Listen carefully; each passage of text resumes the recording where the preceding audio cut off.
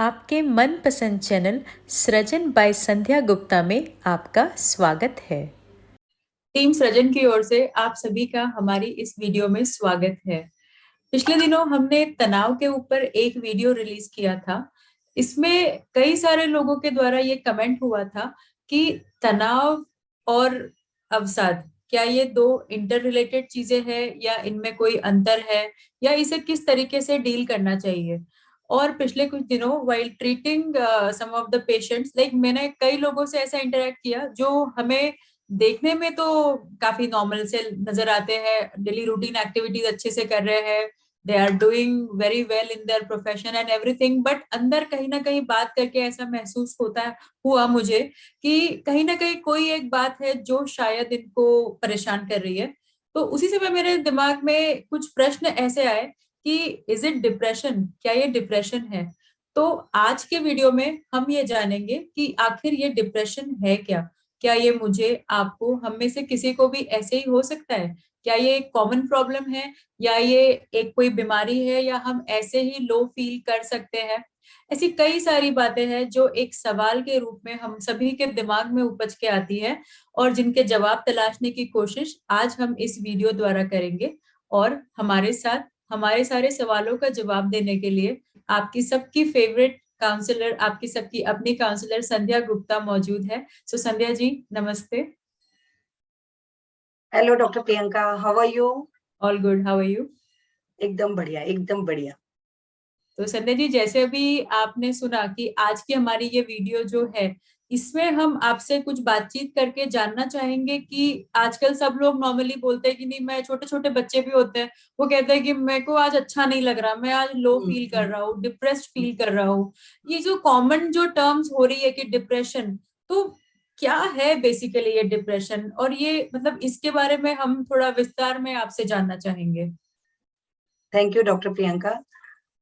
Doctor Priyanka, जैसे आपने कहा कि बिल्कुल सही कहा आपने कि आजकल बहुत ज्यादा कॉमन हो गया है डिप्रेशन, और ये छोटे छोटे बच्चों में भी देखने में आने लग गया है डिप्रेशन। लेकिन वास्तव में डिप्रेशन है क्या? डिप्रेशन उदासी की एक ऐसी अवस्था है कि कैसा होता है कि हमारे जीवन में छोटी छोटी कुछ कुछ घटनाएं होती हैं, जिन घटनाओं से जो हमारे मन मस्तिष्क पर प्रभाव प्रभाव डालती हैं। हम थोड़ी देर के लिए उदास होते हैं, फिर कोई अच्छी सिचुएशन हमारे सामने आती है और हम वापस खुश हो जाते हैं। लेकिन जो डिप्रेशन है, डिप्रेशन भी एक उदासी की एक ऐसी अवस्था है जहां हम कैसी भी परिस्थितियां हो, जब हम उदास हैं तब तो हम उदास हैं ही, लेकिन खुशी का माहौल है तभी भी हम उदास हैं। हम कह सकते हैं कि कहने को घर परिवार रिश्तेदार ऑफिस मित्र सभी लोग हैं, लेकिन किसी से भी बात करने का मन नहीं करता।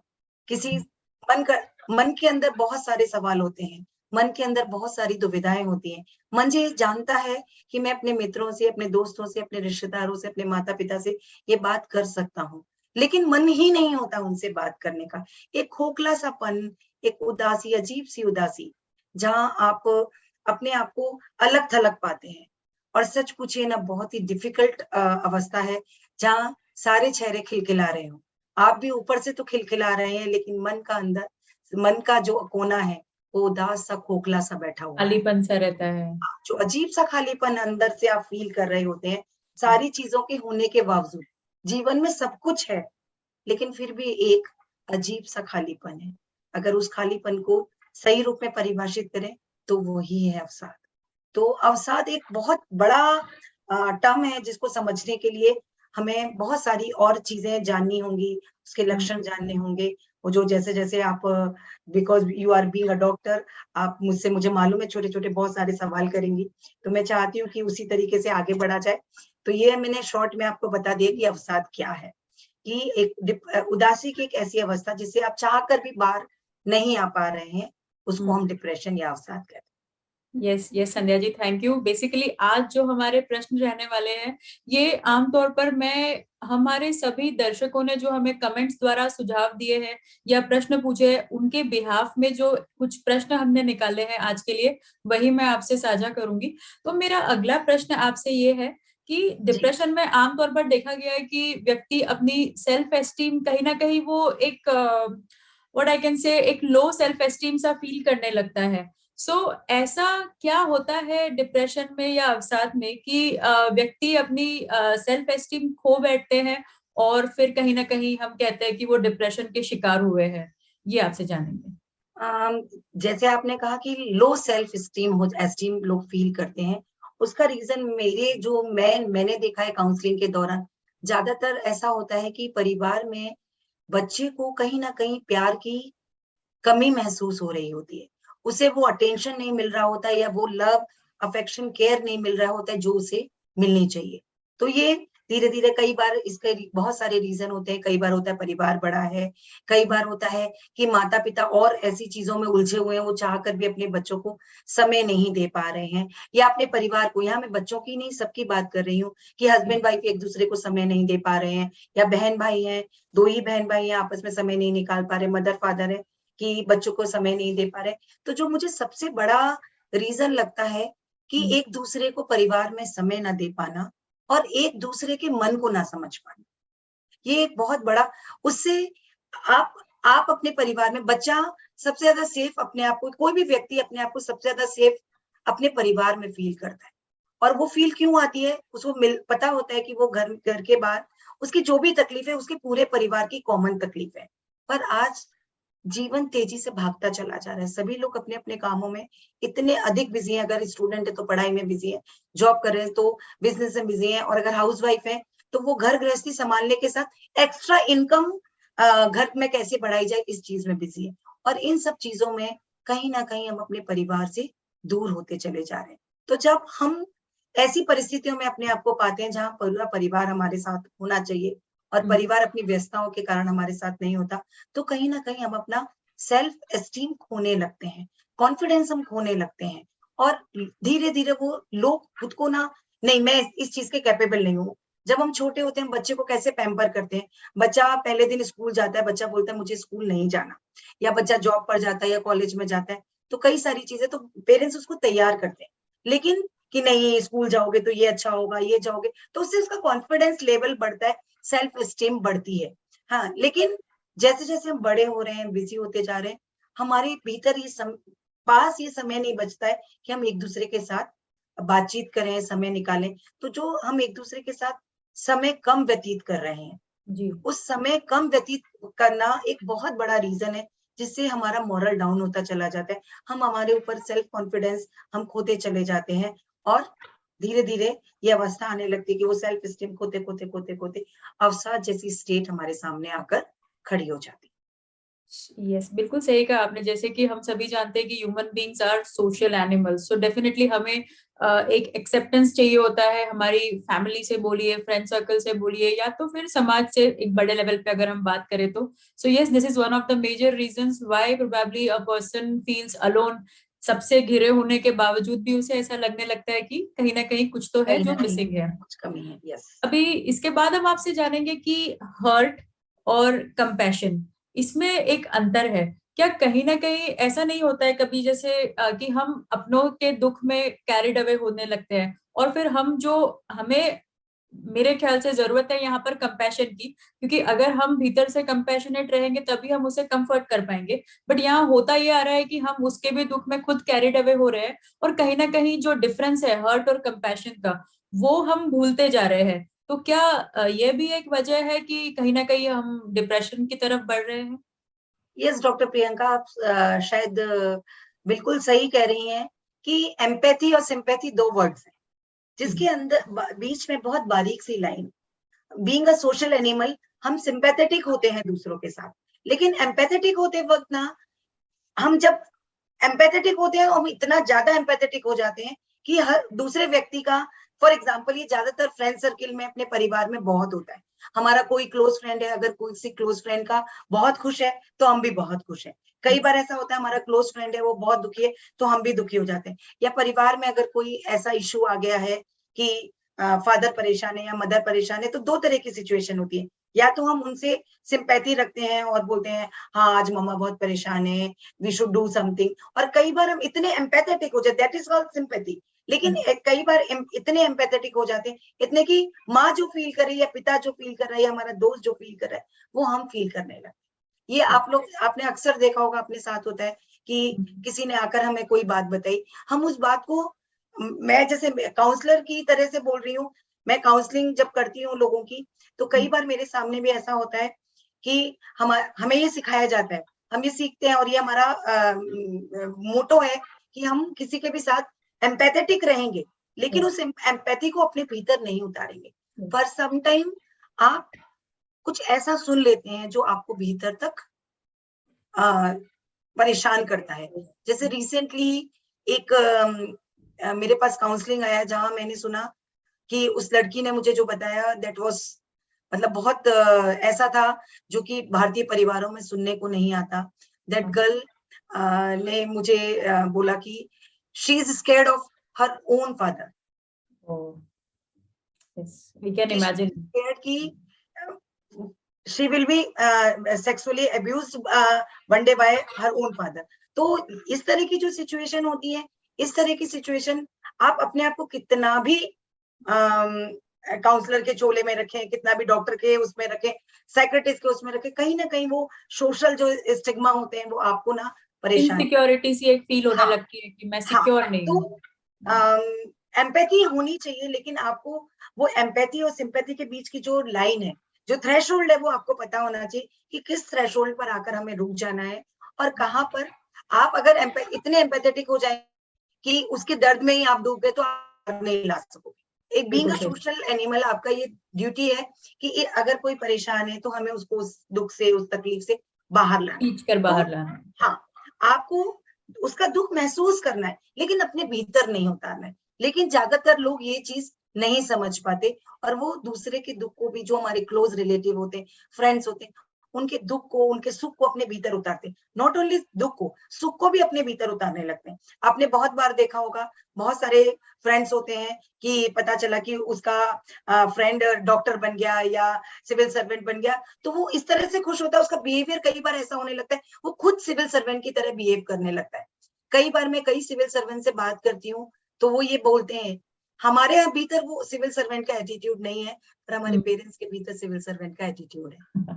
कि वो इतने ज्यादा एम्पैथेटिक हो जाते कि वो खुद को उस पोजीशन पे फील करने लगते और वैसा ही फिर वो बिहेव करने लगते। और ये बिहेवियर क्योंकि सोशली एक्सेप्टेबल नहीं होता, थोड़े दिनों लोग एक्सेप्ट करते हैं और उसके बाद वो एक्सेप्टेंस नहीं होती है, तो ये धीरे धीरे धीरे ये चीजें आपको डिप्रेशन की ओर ले जाने लगती है। बिल्कुल सही। आई थिंक शायद कहीं ना कहीं यही वजह है कि जैसे कहते हैं कि एक डॉक्टर बाकी पेशेंट्स की ट्रीटमेंट करता है तो उसके हाथ नहीं कांपते, but when he is doing surgery of his own family member, तो शायद कहीं ना कहीं एक मन में हल्की एंजाइटी, या जैसे कि आप अभी काउंसलिंग से जुड़े हैं, आप काउंसलर हैं, तो आप कि कई बार मैंने ऐसे कई डॉक्टर्स का फैमिली में, जो हमारे डॉक्टर्स हैं, उनसे सुना है कि डॉक्टर साहब के लिए फोन आया तो वाइफ ही मेडिसिन बता देती है, आप ये मेडिसिन ले लो, डॉक्टर साहब बाथरूम में। तो आपके साथ भी ऐसा, ये बोलती, ये एम्पैथी हम अपने अंदर इतना भीतर उतार लेते हैं, तो ऐसा आपके साथ भी हुआ है क्या कभी? यस, मेरे तो सारे लोगों को पता है कि दांत में दुखेगा तो क्या लेना है। I think everybody knows, probably आप भी जानती है। कभी बताती हैं क्या कि ये वाला मेडिसिन ले लो, दांत के नीचे लौंग रख लो, और अभी डॉक्टर प्रियंका आएंगी तो बात कर लेंगी। मुझे लगता है कि अगर मैं अभी आपसे पूछूं तो शायद आप भी ये जान जाएंगे आपको क्या दवाई का नाम बताना है। एनीवेज, ये तो थी एक बात। शायद मैं जैसे बता रही थी कि शायद यही वजह है कि एक काउंसलर कभी अपने खुद के, जिनसे वो इमोशनली अटैच्ड है, शायद because may be it might happen कि वो एक सिंपैथी वाले जोन में आ जाए, हर्ट वाले जोन में आ जाए, प्रोबेबली शायद इसीलिए वो उनकी काउंसलिंग ना तब करे। तक इट इज फाइन, पर वो एम्पैथी और सिंपैथी के बीच की लाइन मिट शुड नॉट जाती है और आप इतने सिंपैथेटिक हो जाते हो, इतने एम्पैथेटिक हो जाते हो कि उनका सुख दुख सिर्फ आपको अपने भीतर महसूस होने लगता है। That is not correct. That should not happen. और आपने बोला कि हर्ट, वो सीधी सी बात है कि जैसे मैंने वो आपको एग्जांपल दिया कि डॉक्टर्स के पेरेंट्स खुद को डॉक्टर समझने लगते हैं, या सिविल सर्वेंट के पेरेंट्स खुद को सिविल सर्वेंट जैसा बिहेव करने लगते हैं, तो वो जो क्यों ऐसा होता है, क्योंकि वो लाइन ड्रॉ करना भूल जाते हैं, वो ध्यान नहीं रहता और फिर वो ये सोशली एक्सेप्टेबल नहीं होता और फिर धीरे धीरे ये cycle goes on. Right right. Then you feel hurt कि मैंने ऐसा बोला और उन्होंने ऐसा नहीं बोला। बिल्कुल सही। अगला हम आपसे ये जानना चाहेंगे कि डिप्रेशन क्या ये सिर्फ एक फीलिंग है, या इसका एक्चुअली कुछ क्लिनिकल रीजन है, या कुछ केमिकल इम्बैलेंस है, या बॉडी लेवल पर कुछ चेंजेस होते हैं? तो ये हम जानेंगे, या फिर सिर्फ ये एक फीलिंग है जिसको सिर्फ हमें ऊपर ऊपर ठीक करना है, और there is actually some reason behind it?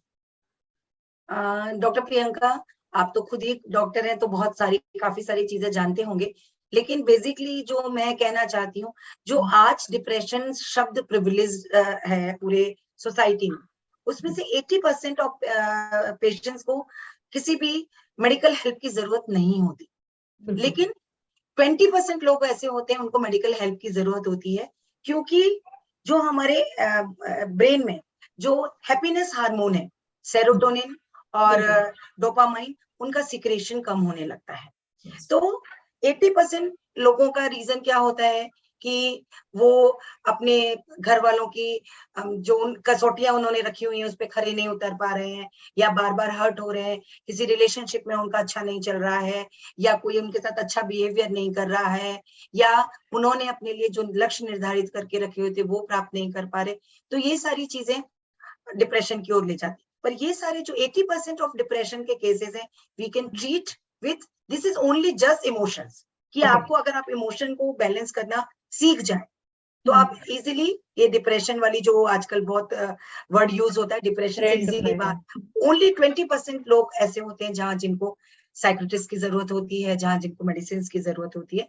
लेकिन basically depression is a feeling जिसे कि हम काउंसलर के साथ बातचीत कर और काउंसलर जरूरी नहीं है कि कोई प्रोफेशनल काउंसलर हो जो फीस देकर जिसके साथ आप बातचीत कर अपनी इस डिप्रेशन को दूर, ये काउंसलर आपके घर का कोई भी बड़ा बुजुर्ग, पहले काउंसलर का अस्तित्व ही नहीं हुआ करता था, आज से 100 साल के पहले, 100-150 साल पहले इतना काउंसलर्स थे ही नहीं, घर के बुजुर्ग ही आपके काउंसलर हुआ करते थे। इवन हमारे समय में भी काउंसलर वगैरह, पर आजकल क्योंकि घर में लोग, बच्चे भी अपने पेरेंट्स के साथ बातचीत करने में कई बार उतने कंफर्टेबल नहीं होते और बिजी भी हैं, तो और इतनी फैसिलिटीज भी हैं, तो इसके लिए ये चीज काउंसलिंग के माध्यम से 80% ऑफ डिप्रेशन को ठीक किया जा सकता है। So basically it is like कि जहां आपको एक कंफर्ट जोन आप एस्टेब्लिश कर सके, आप उससे दिल की बात बेझिझक होकर कह सके, आपको ऐसे इंसान के साथ अपनी चीजें अगर हम शेयर करते रहे समय पर, तो शायद हम डिप्रेशन की ओर अग्रसर होने से बच सकते हैं। करेक्ट। ओके, अभी अगर मैं बात करूं तो क्या मैं पहचान सकती हूँ कि इस इसको डिप्रेशन है, या what are the symptoms in clear language if I ask, क्या क्या है इसकी डॉक्टर प्रियंका, डिप्रेशन को पहचानना अगर मैं कहूँ बहुत इजी है तो शायद बहुत इजी भी है, और मैं कहूँ कि बहुत डिफिकल्ट है तो शायद बहुत डिफिकल्ट भी है। जैसे कि पेरेंट्स या कोई भी घर का जो भी व्यक्ति आपका बहुत अधिक करीबी है, वो बहुत आराम से ये पहचान सकता है कि मतलब डिप्रेशन की जो मेन लक्षण है उसमें सबसे पहले आता है उदासी, कि व्यक्ति ना किसी भी चीज में खुश नहीं रहता, हर चीज में वो उदासी फील करता है। वो 100 जन की भीड़ में खड़े होकर, अपने दोस्तों के साथ खड़े होकर, अपने पेरेंट्स के साथ खड़े होकर, अपने लाइफ पार्टनर के साथ खड़े होकर, अपने स्पेशल ओकेजन्स पर भी उदास हो सकता है कि उसमें उसको कोई खुशी नहीं मिल रही होती है। लैक ऑफ हैप्पीनेस, उनको कहीं पर भी ना खुशी नहीं दिखाई दे रही होती। इसके साथ ही लैक ऑफ एपिटाइट, नींद बहुत अधिक आना या बहुत कम आना, नींद एक बार टूट गई तो फिर नींद ना आना, और इसके साथ ही आपको हर वक्त चिड़चिड़ापन महसूस होना, बहुत अधिक गुस्सा आना, ये सारे जो लक्षण है, ये सारे लक्षण आप लोगों मत से, इन सारे लक्षणों से हम बहुत आसानी से अगर थोड़ा सा ध्यान दें, अगर हम करीब 50 ऐसा पैटर्न सेट कर ले, हम जज करना नॉर्मली कहा जाता है ठीक नहीं है, पर अवसाद की या डिप्रेशन की अवस्था में मैं कहती हूँ आप जरूर जज करें पर्सन को, आपके घर के जिसका भी आपको लगता है कि वो डिप्रेशन में है, कि अगर अनयूजुअल उदासी है, अनयूजुअल सोना है, या कम सोना है, भूख कम लग रही है, या वेट लॉस होता चला जा रहा है, या बिना किसी वजह के बॉडी एक हो रहा है, या सर दर्द हो रहा है, इस तरह के दर्द जिसका कोई रीजन नहीं है फिर भी आपको दर्द महसूस हो रहा है, और खुशी के मौके पर भी आपको खुशी का एहसास नहीं हो रहा है, और जहां आप कई सबसे बड़ा जो इसका लक्षण है, इंसान अकेले रहना पसंद करता है। अच्छा। कि मुझे अकेले रहना है, मुझे किसी से बात नहीं करना, मुझे सोना अच्छा लग रहा है, बहुत अधिक सोता भी है। तो ये 2-3 मेन लक्षण है कि हर चीज में उदासी, चिड़चिड़ापन और सोते रहना, या खुश ना होना बात बात पे, या गुस्सा हो जाना, ये सारे अगर अनयूजुअल चीजें हैं तो इट मीन्स कि आपके जीवन में डिप्रेशन का प्रवेश हो चुका है, जिसे आप आसानी से बातचीत कर दूर कर सकते हैं। कहने का मतलब अगर हमें स्लाइटेस्ट भी बिहेवियरल चेंजेस अगर हमारे yes, near and dear one में दिखाई देने लगे, तो we should take a serious call on that note कि यस प्रोबेबली हमें शायद किसी काउंसलर से मिलने का और प्रोविजन जैसा करना मैंने चाहिए। डॉक्टर प्रियंका आपको पहले भी कहा, काउंसलर का मतलब ये नहीं है कि always you need a professional counsellor. Correct. It can be any family member, any of your friend, कोई भी हो सकता है जिसके साथ आप मन हल्का कर सकें। कई बार आपने देखा होगा कि मन को हल्का करना बहुत जरूरी है। आपके जीवन में एक व्यक्ति ऐसा जरूर होना चाहिए जिसके साथ आप मन की सभी बातें कर सके और जो आपको सही गाइडेंस दे सके। बिल्कुल सही, बिल्कुल सही। तो यहाँ पर एक बात तो तय हो गई कि हमारा खाना पीना सोना ये सब भी कहीं ना कहीं डिप्रेशन में, जैसे आपने बताया अभी, कि ये कहीं ना कहीं अफेक्ट होता ही है। बट अब मैं आपसे ये जानना चाहूंगी कि क्या ये पैटर्न बदलता है हमारा खाने का पीने का या सोने का, या इस तरीके से द पैटर्न चेंजेस और। यस, अगर लाइफ डिसिप्लिन्ड नहीं है, हम्म, आप कभी भी सो रहे हैं, कभी भी उठ रहे हैं, कभी भी कोई काम कर रहे हैं, कभी भी कोई खाना खा रहे हैं, तो ये सारी चीजें आपकी बॉडी को ना असंतुलित कर देती हैं। ओके। जब ये बॉडी के अंदर डिसबैलेंस आता है ना, तो वो कहीं ना कहीं मेंटली डिसबैलेंस भी आता है। आप भागते भागते स्कूल के लिए, कॉलेज के लिए, ऑफिस के लिए तैयार हो रहे, भागते भागते आप टिफिन खा रहे, भागते भागते आप लंच कर रहे, तो आप खुद ही सोचिए ऐसी परिस्थिति में जहाँ पूरे टाइम आप बस भाग भाग भाग भाग कर रहे हैं, तो वो परिस्थिति आपको कहाँ ले जाएगी? आप अत्यधिक थक जाओगे और जी। अत्यधिक थकान आपके मन में चिड़चिड़ापन पैदा करेगी, आपको गिल्ट फील कराएगी, आपको फ्रस्ट्रेट करेगी। तो ये सारी चीजें डिप्रेशन में आपको होने लगती तो हैं। Basically well I think this disciplined is. Life is very very necessary to lead a depression free life. Yes, I remember मैंने सृजन पर आपका एक जो वीडियो था मेडिटेशन का, I think meditation should help a lot in या this, like. सो बिल्कुल, बिल्कुल। आप डेफिनेटली जैसे मैं आपने अपने। कहा डॉक्टर प्रियंका कि ये हम, क्योंकि ये डिप्रेशन एक बहुत ही वास्ट टॉपिक है, तो मेडिटेशन किस तरह से हमें हेल्प करता है, ये हम आगे आने वाले एपिसोड में भी इसको जरूर विस्तार से डिस्कस करेंगे।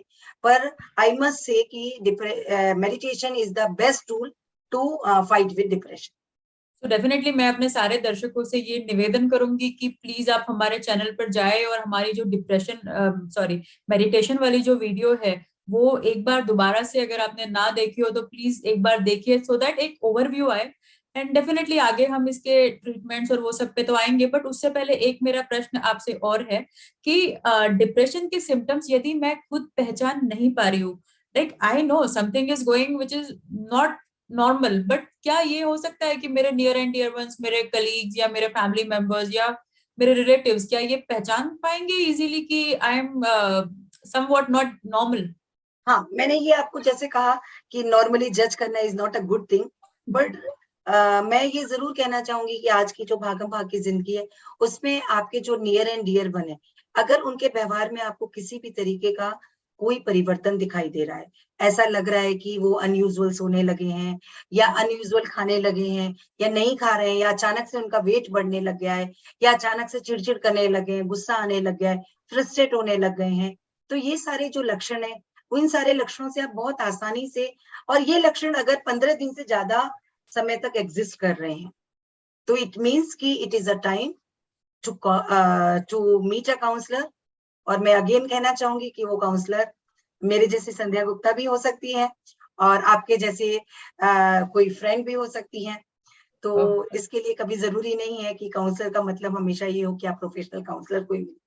नहीं, आप किसी भी डेफिनेटली। ऐसे व्यक्ति को जिसके साथ अपने मन की बात कर सकें, और जिसका जिसका गाइडेंस, जिसका ओपिनियन आपके लिए मैटर करता है, तो ऐसा व्यक्ति आपके लिए काउंसलर की भूमिका निभा सकता है। बिल्कुल, बिल्कुल। सो यहाँ पर जैसे कि हमने अभी जाना संध्या जी से कि हम और आप अपने नियर एंड डियर वंस को अगर हम एक कीन वॉच रखें, एक क्लोज ऑब्जर्वेशन करें, तो इस अवसाद के इस दलदल में फंसने से बहुत पूर्व ही हम उन्हें एक सपोर्ट दे करके उन्हें प्रोबेबली हम शायद बहुत समय रहते उन्हें उस चीज में सिंक इन ना होने दे।